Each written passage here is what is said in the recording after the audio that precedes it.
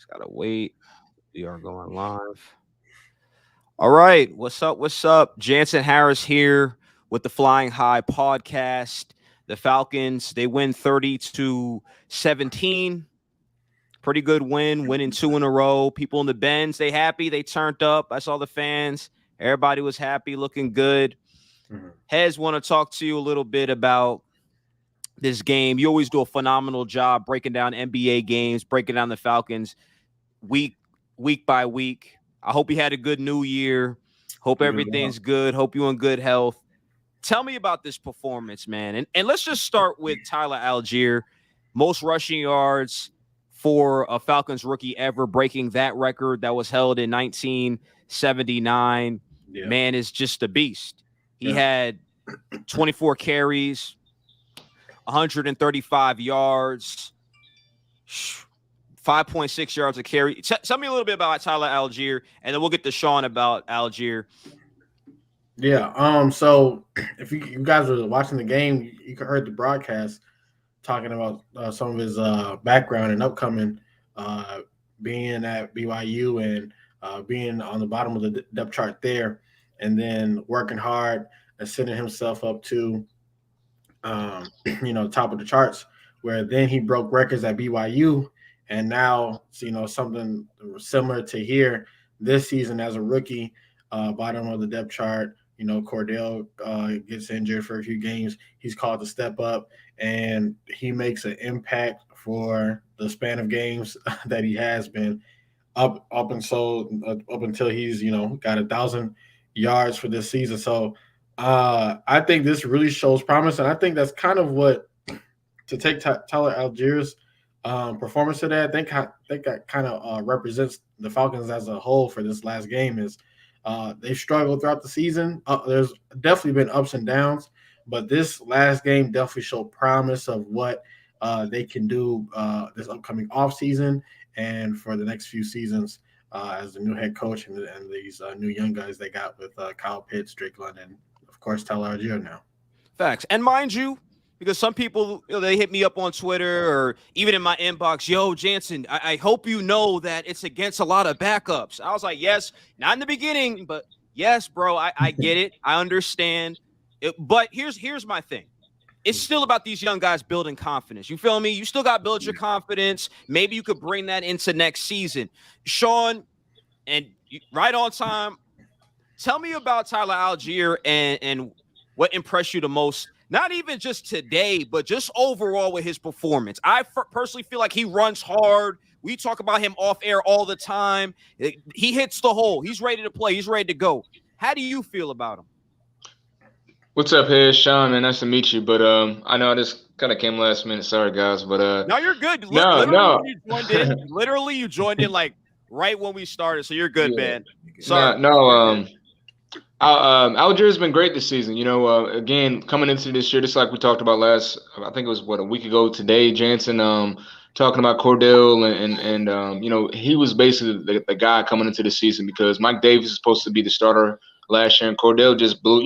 He was basically our best player, at least offensively last year. So coming into this year, it was going to be Cordell again, but Tyler Algier just showed that, hey, Cordell, you can play receiver as well. You can do what you've done before. You can get your carries and get the positive yards, but you don't have to get the bulk of the carries. We can split it up, and it seemed like the last 4 to 5 games, Algier's kind of been that the guy that's getting the bulk of the carries. So I'm impressed, man. The Falcons running game, this year wasn't the best as far as overall as the team, but the running game was definitely the strength. I like what Tyler Algier, how he's been playing. And again, it shows that, it's more than one back who can do it. It's like I gave the example, obviously Cordell Patterson, but it's showing that, you can rely on this guy to give you 15 to 20 carries a game. And, he can be consistent, obviously, in the run game. Has some decent hands as well. And, hey, is his name Caleb Williams, the other running back? Or, excuse me, Caleb Huntley. Yeah. I mean, he was pretty decent too, early in the beginning of the season, getting carries. So, the Falcons, I mean, the run game has been, I give them A-, B+ at the best this year, at the least, I should say, because the run game is definitely been a strength. I'm definitely impressed by Algier, definitely for him to shine like he has his rookie season. I'm impressed, and it helps when you have a running game And when the Falcons can be healthy, if Desmond Ritter's supposed to be the guy in the future, which they draft him this year, the running game and a tight end helps, a young quarterback like that. That's why, Desmond Ritter, I got to check the stats again. I know we ended up being the Bucs. I was in and out watching the game, but, he looks week by week, he's looking a little bit more comfortable. He was looking real shaky against New Orleans, expected, rival in the Saints in New Orleans, but with Algier and the running game really helping out, it can only help a young quarterback. So it's a good win for the Falcons, at least ending the season. Yeah, they didn't play the Bucs the full game, but at the same time, hey, I'll take a W. Yeah, and I mentioned this probably week before, so I probably sound just so repetitive, but man, it's just so inspirational, man. We talk about this all the time. When you got a guy who was drafted in the 5th round or sometimes 6th, in this case, the 5th round from BYU, but sometimes 6th round, 7th. I'm not gonna lie. When I look at those type of draft picks, sometimes I'm like, oh, okay, whatever. We just care about the 1st round, maybe the 2nd round, and nowadays running backs, they don't even want to take them in the 1st round. A lot of times they want to early 2nd round. We're talking about those guys. So it's really inspirational to me to see a guy say, you know what? I'm still gonna roll up my sleeves. We're gonna go in there. I'm gonna run hard, and he old school to me too. He old school. He's ready to bang. He's ready. Coach call him up the middle, on the outside. Got a little bake to him, shake and bake. Got some size. 220. Yeah. I like him. And I'm a little biased too, man. I love running backs who, period, show up. Every time I see numbers like that, I get excited because it just reminds me when I was a kid and that old school game. So to me, much respect for Tyler Algier. Much respect for hitting 1,000 yards. My guy, that's how you do it. Yeah, he hit over 1,000 yards, and he got the record.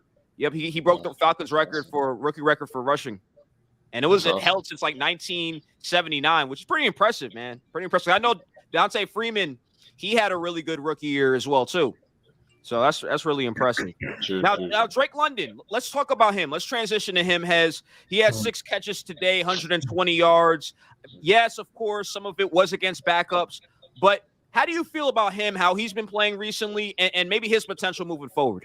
I feel way better with him, with Desmond Ridder at quarterback than I did Marcus Mariota at quarterback. Oh, okay. Because Desmond Ridder was able to get the ball out more to Drake London. And if you look at the stats these past 5-6 weeks where Desmond Ridder has been starting, Drake London's numbers has been rising up too. You know what I'm saying? And it's just a shame that you kind of had a late start because I believe, honestly, if Desmond Ridder, or even if the ball was gotten out to Drake London even more, Drake London, we'd be talking about Drake London being a Rookie of the Year candidate this year. But as far as these last few games, especially this game today, like I said, it shows promise. It shows promise. He's a dog, man. He's a dog. He's a dog. He wants to get after it. You can see it. He definitely has potential. And I can't wait for this Falcons team to get going in the next few years because they're going to be 2 core people at the foundation of this offense. That's Kyle Pitts, and that's also Drake London. And just to see what they can do in the maturation of Drake London, I can't wait to see what he's going to look like in his 2nd, 3rd, 4th year. This guy's going to be amazing. Absolutely. And this is what I do like about him too, is he's one of those guys, and even if you're not watching the game, let's say you go back and watch the highlights, he makes some difficult catches. That's what I'll say about Drake London. He might not be the fastest dude, but that radius is crazy. I'm like, he didn't get in, and then we look back, we slow it up a little bit. Oh, he did. Yeah. He can make those difficult catches. I would like to see them scheme more of him in the red zone. I know year after year we talk about this with the Falcons, like red zone problems. Can they score in the red zone? So hopefully he gets more like jump ball opportunities. But I love what I see out of him. He got really good hands. I love that, and I like his size. Sean, how do you feel about Drake London today? Went off 6 catches, 120. But how do you feel about him moving forward? Well, yeah, I mean, Drake London, that obviously was our first draft pick this year, first high draft pick. So I want to continue to see him build off of that. He had his moments this year with a lot of possession, catches, and it's like it was a lot of broken plays. It's like Hez said with Marcus Mariota. It's like he was kind of missing early in the part of the season, And even when Ridder first came in the Saints game, I mean, the fumble, man, you got to hold on to the ball. Chargers game, the Saints game, those are big moments, and he make the catch, impressive catch. Hold on to the ball because those games could have been different. Maybe win a playoff type of game today, but I'm not going to blame it all on him. But Drake London, I definitely want to continue to see the Falcons use him a lot more, throwing the ball down the field. I think we just talked about the last segment, Tyler Algier, how good the run game is, but you still got to balance it because when you can't run the ball as efficiently or you're not putting points on the board. You got to be able to throw the ball. So, Drake London and Kyle Pitts, if they're going to be the focal points in next year, these are basically going to be veterans coming into next year because it's going to be Kyle Pitts' third year. It's going to be Drake London's second year. So, the young guys, right? I see it. But you got to utilize both of them, man, because those are high picks and those are supposed to be offensive blueprints. You know what I mean? And to be honest, Kyle Pitts had a solid rookie year. He only scored 1 touchdown, and Drake London rookie season, it's kind of up and down. When I look at a guy like, and again, two different teams, two different quarterbacks. Christian Watson started off slow, the Green Bay Packers, but he's scoring every week. You know what I mean? And he's been explosive. So, again, it's different systems, different offenses, but I want to see Drake London use it a lot more. I was the 6 for 120 today. That's great. It's definitely his best game of the year. But I want to continue to see why we drafted him, that high and that early. So, okay, season, but I want to see us utilize him a lot more as well as with Kyle Pitts. Absolutely, Sean. You made some great points, and the Kyle Pitts thing. You're right about that. Let me take my fandom hat off, and I'm a little biased because of the jersey and all the Kyle Pitts swag. But I will say this: Kyle Pitts needs to stay healthy. He needs to be all world next year. Because remember, there were some boys in that draft who we could look at and say, maybe we should have got him. Maybe we should have got him. So you're right. He needs to be all world. I know Falcon fans, they're going to be on the unicorn thing. You know how it is with the fans. Yeah, the unicorn. I'm talking about overall. We look at the whole NFL, and you got to compare. That's how it is. If somebody gets drafted, we do it all the time with quarterbacks. Quarterback gets drafted number 1, let's say number 2 and number 5. And the number 5 dude outperforming number 1 dude, you're like, yo, what's going on? Mm-hmm. So, yeah, Kyle Pitts, he needs to show up. Guys, let's end this Falcon segment with this. But before that, again, this is the Flying High Podcast, the Final Play on Jessica Network. Guys, go to jessicanetwork.com. Let's broadcast. Sign up. Let's get it done. We're in here with Hez. He's coming up. He's doing his thing. He puts in the work. One that really, really good, really, really talented. He's on his way up. And then you got Sean, one of the best guys in the game today. Y'all make sure y'all cut this video afterwards. One of the best broadcasters in the game today, right now. You feel me? Him doing his thing, joining us, blessing us with this broadcast too. Guys, let's talk about Desmond Ridder a little bit more. Okay, and maybe I'm being a hater by saying this, but it is what it is. There's going to be some people who look at him and say, okay, today was a good day. Today is pretty good. We look at the numbers. Let me pull it up. 19 for 30, 224, 2 touchdowns. It was promising. Y'all know me. You check the videos. I'm always praising him and, let's look towards the future. He's young. I'm playing that role a little bit. But, however, there's going to be another part of the fan base that says, maybe we need to look at Lamar Jackson. Maybe we need to look at some of these Derek Carr. Maybe Aaron Rodgers. I don't know. Maybe once it comes to the A, maybe they want to draft a quarterback.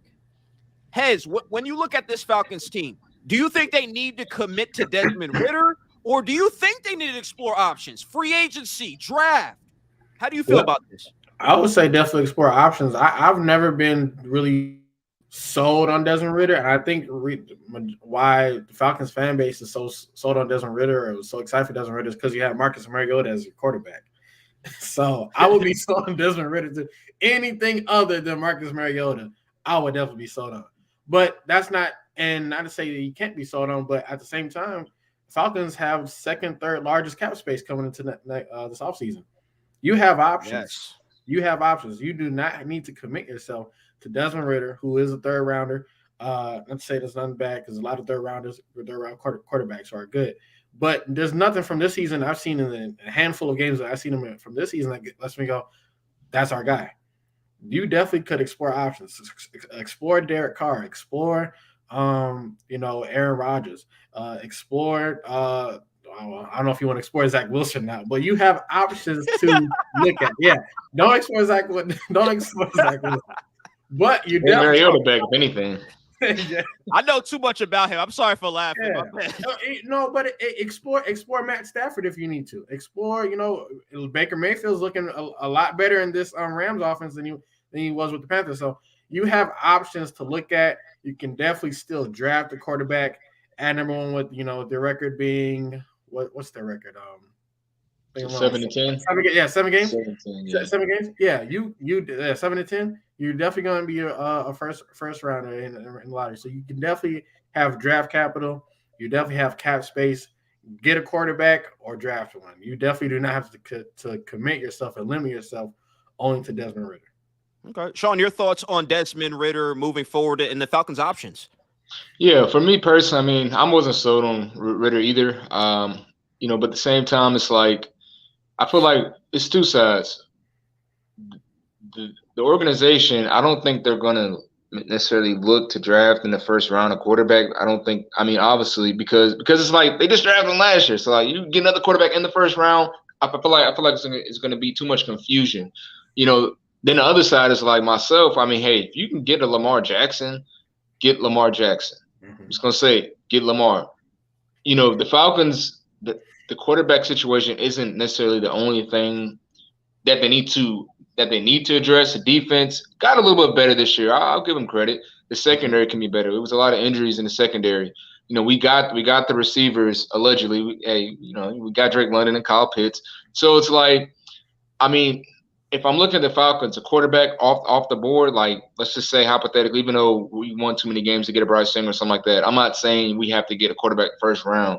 So it's going to be tough. But if we do happen to get a quarterback, because Ridder only had 4 games and you get better when you practice and continue to get the reps, it's like I don't know if I'll get a Carr or Baker Mayfield, even though, yes, they're more experienced and they're better. But it's like I want someone that I know for a fact is like on a different level. That's why I mentioned Lamar Jackson. Now, if he can stay healthy and the whole whatever's going to happen this postseason is going to determine if he's a Raven or not, then yeah. But to bring a Baker and maybe a Derek Carr, it's kind of like, I mean, those guys are definitely as of now better because of the experience and what they've been through.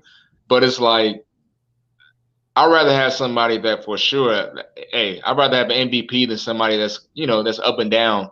And so Ridder, kind of like you said, Jansen, I'm a little bit too. But at the same time, I mean, he's only a rookie. He's only played 4 games.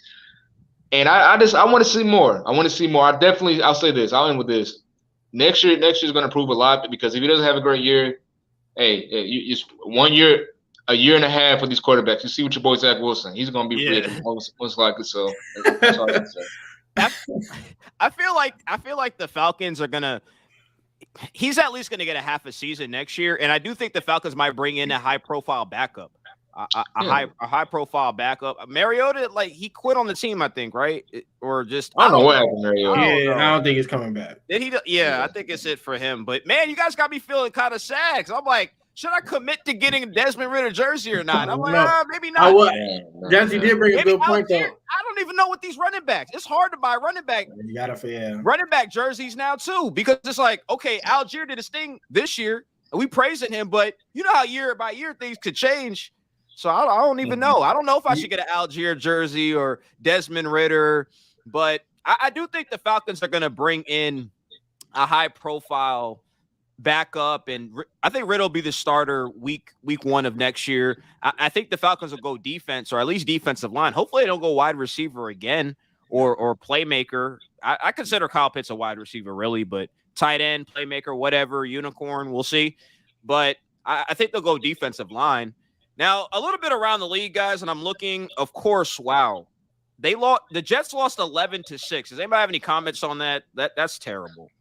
Hayes, were you trying to say something last segment? My bad, man. Me? Yeah, I thought you were trying to say something. I was going to tell Jensen, you're right. I would definitely hold off on that Ridder jersey until at least half season next year because they definitely benched Mariota halfway through the season this year. So yeah, my fault, man. I didn't peep you wanted to say something on that. My bad. I'm changing those subjects. I'm sorry about that.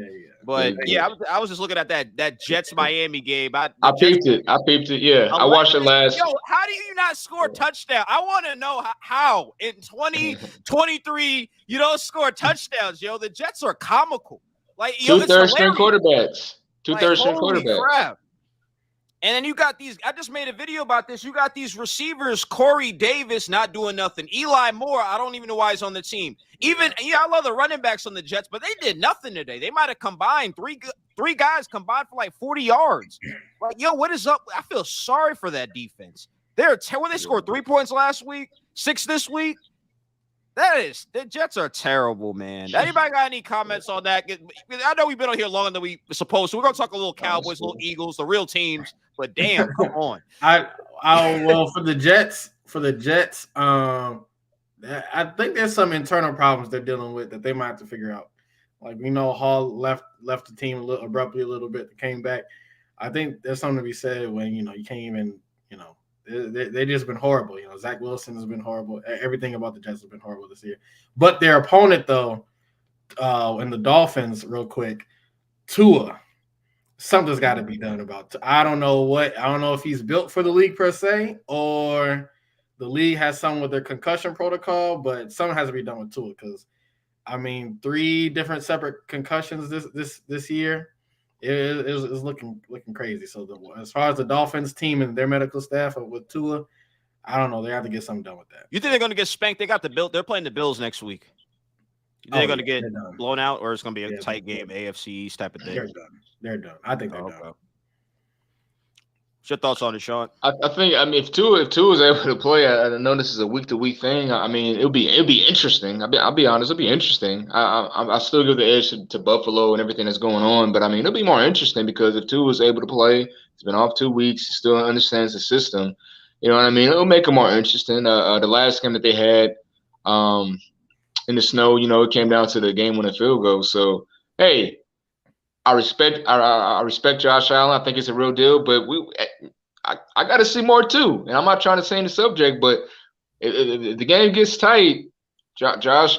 Sometimes we don't know which Josh we're gonna get. But all that being said, the Dolphins. The Dolphins is good to see them make the playoffs. So they start off really strong. They were a top power ranking team. So for them to get in is good.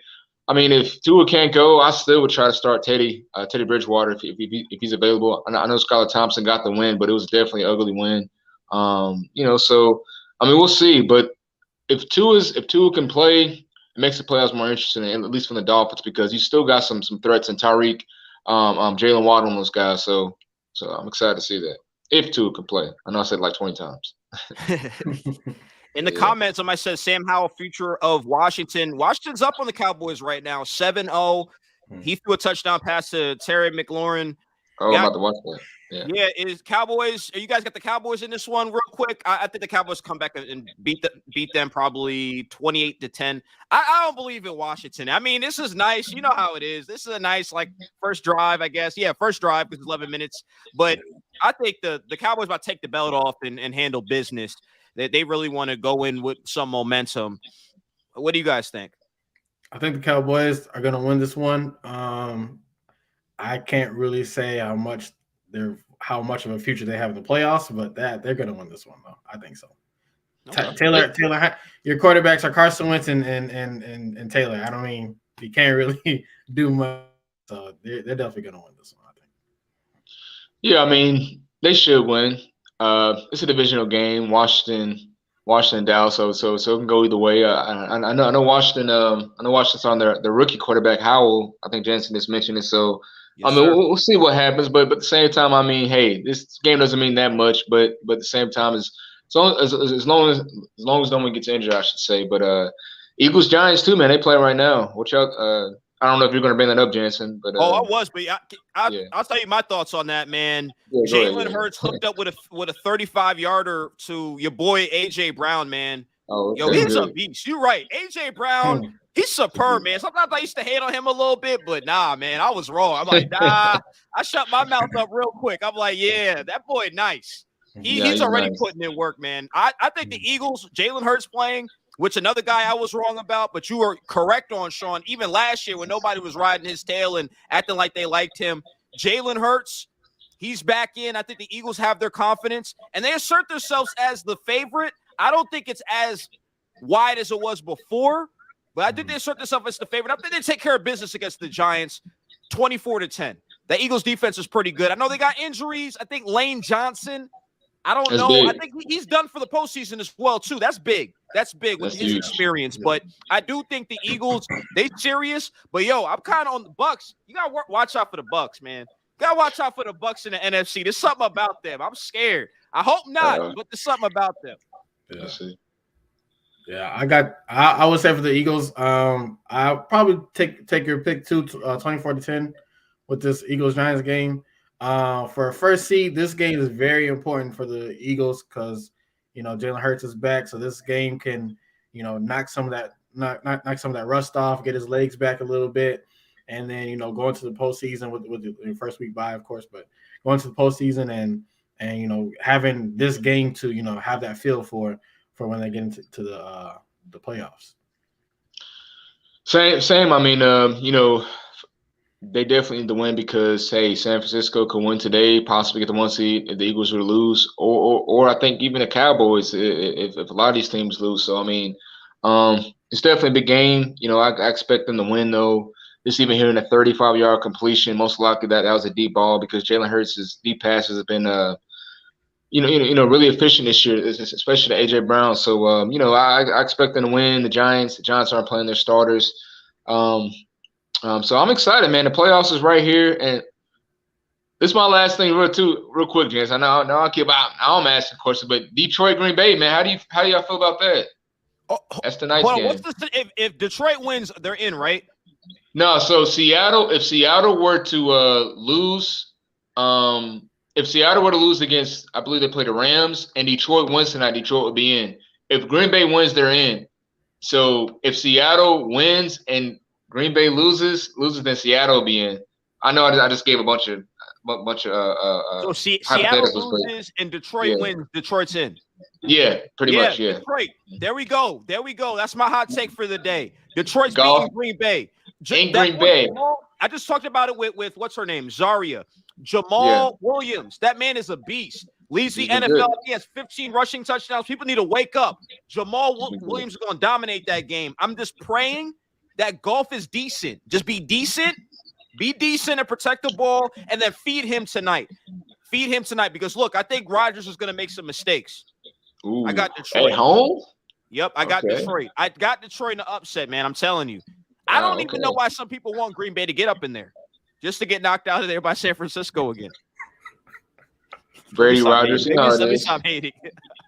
But I do like that kid Jamal Williams, man. I think he's gonna put in some work. He's been good. Yeah. That's one of my favorite players this year in the league. But other than that, I'm good though. You good? What's your thoughts on that, Hez? You got Green Bay? I want the Lions. I'm a Vikings fan, so I would definitely want Green Bay to lose. Okay. Yeah. Minnesota. That's gonna be interesting. I wonder how that's gonna play out. You guys got the second seed, right? You said what? Oh yeah, second seed. Yep. So y'all the second seed or third seed? Huh? Y'all third seed or second seed? Or still up in air. It might be up in air still. Well, yeah. If let's see. I think if the 49ers lose today. Oh yeah. Be number 2, I think. Yeah. That's what's up, man. Yeah, that's cool. Yeah, so but we definitely got embarrassed last week by the Packers in that divisional game. Jair Alexander looked like a genie when he said, that was a fluke for Justin Jefferson. Jefferson only got 1 reception for 15 yards. So that's my fantasy championship up. Oh man, what? That and Joe Burrow and Tyler Bass are on my fantasy league, so I would definitely lost. Metcalf was on mine too. Yeah. So and he got 1 point, but that's all I'm gonna say with that. But but I definitely want the Packers to lose. So get out of there. But I would, I'm rooting for the Lions as well. And Jansen, like you said earlier, I would definitely watch it for the Buccaneers as well. It's something about Tom Brady. I don't care what seed he's in. I don't care if you got the best. It's always a battle when you go against playoff Tom Brady. So. I'm scared of them boys. I really am, to be honest. I'm scared of them. I think they could make a run. And Anthony House is kind of in the comments. How's your Jets, Jansen? Yeah. We know what's up with the Jets, man. They're 3 points, 6 points, 9 points. The offense. I feel so sorry for the defense. I hate to repeat myself, but somebody asked that question. Yeah, the Jets are just terrible. I'm an honest Jet fan, so yeah, they got some problems on offense. They're a JV offense type of team. I really don't know how you go the whole game, multiple games, and you're only scoring 3 points. This isn't 2005, but I could go on for hours and hours, and nobody wants to hear me rant. I know y'all want to watch the game, so I'll wrap it up. Jansen Harris here with the final. Oh, wait, one more thing. Go ahead. Excuse me. Go ahead. What a career for J.J. Watt, his last game ever. So what a career for J.J. Watt. That was good. Player of the year. The man should the Hall of Fame. So. Very true. Absolutely. Thank you for bringing that up. But final play, Jessica Network, Jansen Harris here. We got Sean. My man always do great work. Hez always do great work. Thank y'all. 4 o'clock game. Let's go.